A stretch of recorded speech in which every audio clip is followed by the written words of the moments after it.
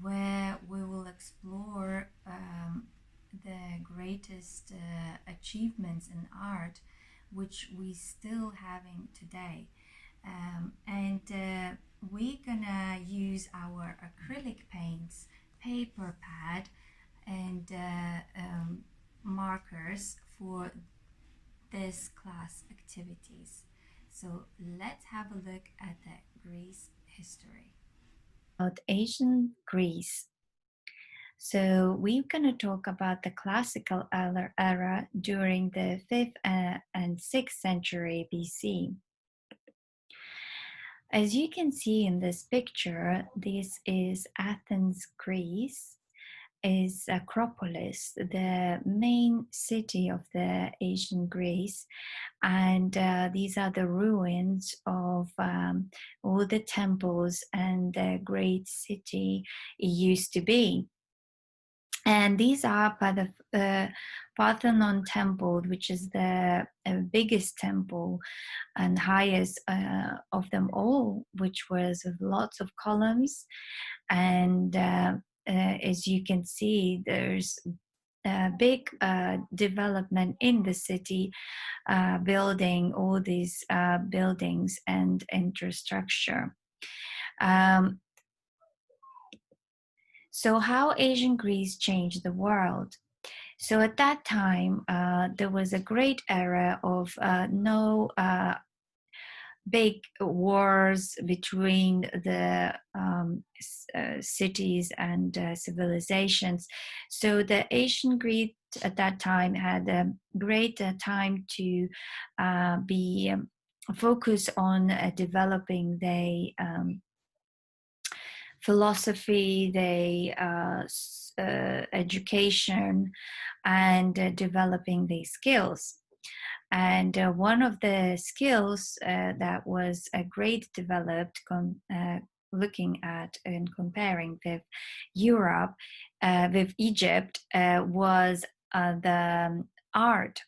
And as you can see, the art was first developed of concept of aesthetic beauty and created spectacular sculptures that inspired artists from Renaissance until today.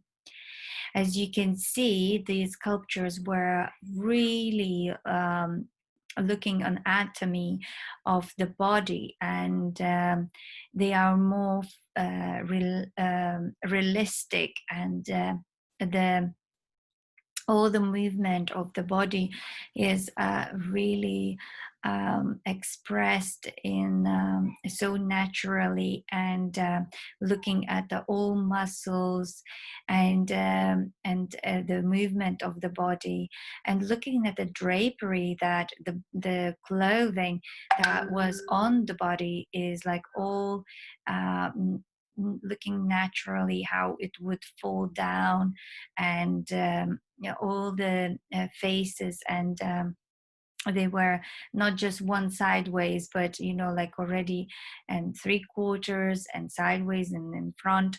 And looking at the face, you can see so many details on the face that was like shown in a uh, great uh,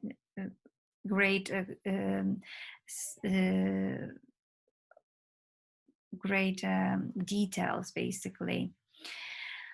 So Greek was still into mythology, into a lot of gods as Egyptians, following the idea of many gods that would help them at their life. And but at that time, mythology was very as legends and stories, twisted with, like, um, uh, how things were developed at that time. So these mythologies was actually is still a major source of inspiration for many European painters. And as you know, at that time, political system was developed, and democracy was invented in Athens, which we having in our days now. One of the greatest thing to have a democracy and have our words to be heard. At that time, they were all meeting because there was not that many people as we have now. So they would be meeting in the middle of the uh, one of the um, markets, or and then they were voting, like as looking how many votes would be uh, that would win the changes in the rules, or any other situation at that time. So architecture was one of the greatest influence in even our days, which is columns and pediments, and which we can see now in the public buildings. The sports, also the Olympic Games, came from the Greece, ancient Greece, which was held every 4 years, and it's still coming like that. A literature, one of the oldest literature style is the poetry, like epic poetry was also discovered at that time. Philosophy, the works of Plato, Aristotle, and Socrates have influenced and established of modern ethics. And Hippocrates, one of the still following, which wrote the medicine essays that used in the medical school in our days still now. And science, the great most significant discovery in numeral field, geometry, astronomy, mathematics, and medicine. So these are great discoveries at that time that were really helping us at our days. The theater was one part of the festival held in honor of god Dionysus, and that's one of the times when also masks were also shown in the theater. They were not acting, they were using masks to express their feelings. As you can see on here in this picture, this is what we were all covered and talked about. One of the greatest art expressions was on the pottery. As you can see, all mythological stories was painted on the clay pots. Which was trade used to keep all the goods like food and oil and milk and liquids and other things. So in there was the great stories shown on these vases. As you can see that there is like a masks with the expressions of the face, the big eyes of scare, or big mouth of the angerness, and it's all these showing a great expressions. The columns of the buildings and all the sculptures that we were talking before. Also, the mythological creatures which we know in our days. I'm sure you know unicorn and Pegasus and mermaid and other creatures like dragons and phoenix, and other great mythology subjects. So as you can see, these are three different kind of columns that were used in Greece, and we having in our buildings. So when you walk on the streets in London, for example, or other great cities, you can look and recognize the style of Doric, Ionic, or Corinthian style of columns.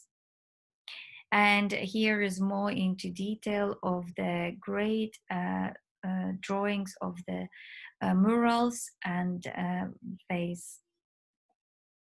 So what was Asian Greeks like?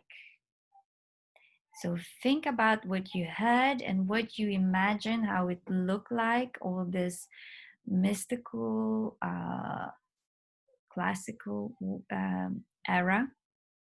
What was the main subject for drawing and making sculptures? So I think we still see the stories of the gods and the greatest. What mythical characters do you know? So let me think about it and uh, think about what you like to draw. What is the relation to nowadays? So, as you know, we already talked about the architecture and all other aspects of our life. So here is the sculpture of one of the examples of the Queen was born in Kensington Palace as marked by his reclining statue outside and was designed by the Queen. And as you can see, there's great lots of drapery showing the dress and all the beauty of the body and the face. Very familiar, like looking at the Greek sculptures. And in nowadays, lots of artists was also inspired by the Greek, Asian Greek. And as you can see, Alakos Phasianos, he is the actual Greek artist. Born in 30th of December 1935. And as you can see, his paintings were all very symbolic, using all Greek subjects and mythology. And he was also a poet and a set designer. So he was a great artist at that time. And as you can see, he used the minimal of the colors. There's almost um, uh, like a prints of drawings, and they're using grapes as a symbol of the Olympic, olive branches that we were putting on the head, and the columns, and of course he's a bit exaggerating the body of making it like almost like a muscly big sculpture.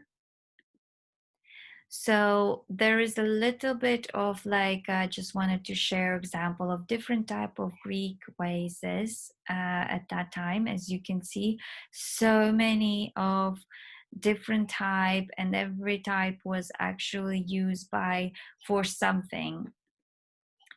And I wanted to focus a little bit this time on the great composition of the rule of thirds, which we mentioned a bit on the Egyptian lesson 3, but we were focusing more on the other compositions.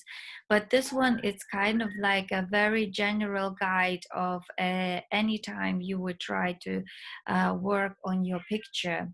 As you can see, when here, these are two examples of the picture, and the grid, when you draw the grid, the subject is kind of following the importance. So you see the horse, for example, unicorn eye is kind of on the line of the circles, crossing where is importance. The butterfly is on another circle.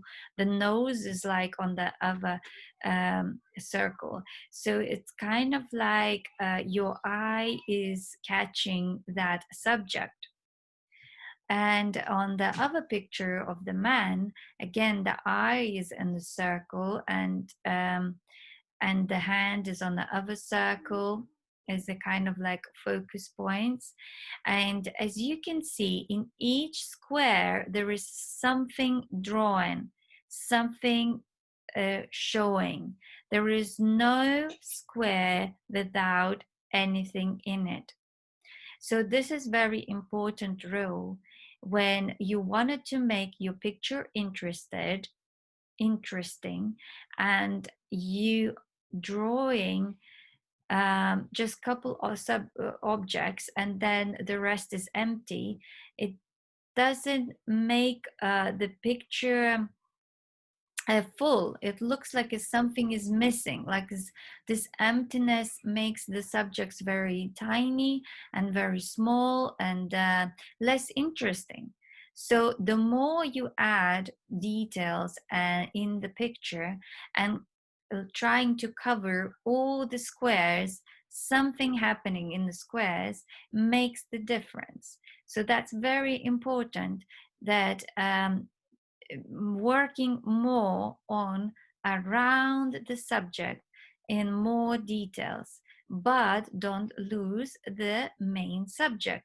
So as you can see, the main subject is very big.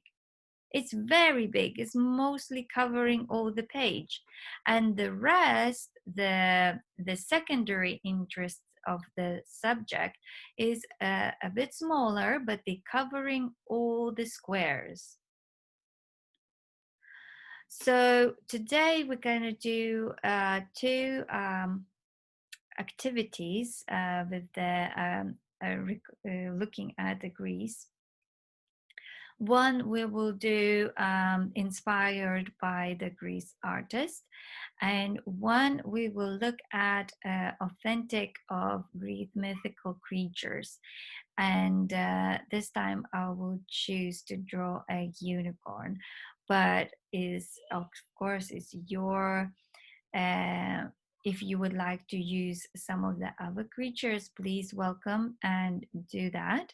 But let's follow our main rules of this lesson of third, the rule of thirds. So these are the references we have today for this slideshow, and let's get creative.